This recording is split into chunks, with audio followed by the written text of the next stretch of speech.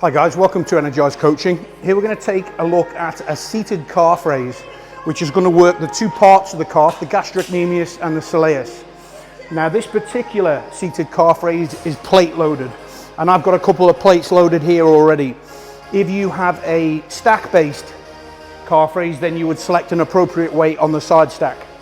Okay, so we're going to take a seat on the pad and we're going to place the front of the foot onto the foot plates. Okay, now it's important that you are able to fully dorsiflex and plantar flex the feet throughout there to guarantee a full range of motion. So we're going to get the knees under the pads and make sure that the pads are sat on the bottom of the quadriceps. And then we're going to take that support lever away. Now, so I'm in control of the weights from here on in until the end of the set when I replace that lever. Okay, now you'll see these handles here. These are called cheat handles. Now, we don't want to use them to start with. We want to be doing everything with the calves. So I'm going all the way down into dorsiflexion, and then I'm going to come up as high as I can into plantar flexion. So I'm fully contracting those calves. Okay, and then I'm just going to work through that full range of motion.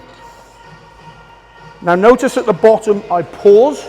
I don't want any momentum or inertia.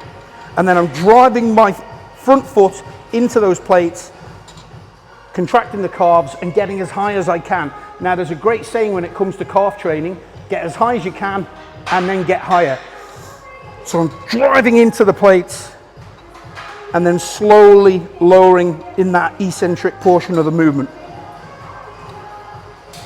Okay, now you will have a tendency to want to go on the outside of the feet. And that's because this muscle here, the tibialis anterior, is very strong, wants to get involved. So try if you can to push through the bed of the big toe and keep the weight on the insides of the feet.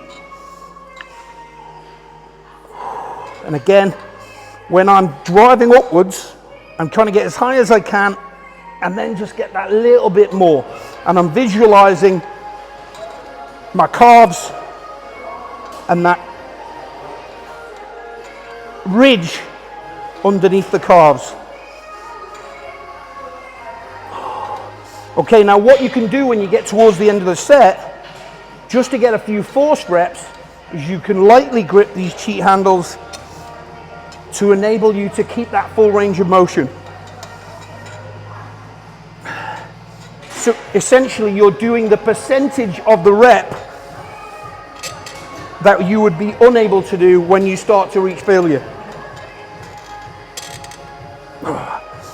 And this will enable me to get 2 or 3 full range reps in at the end of the set.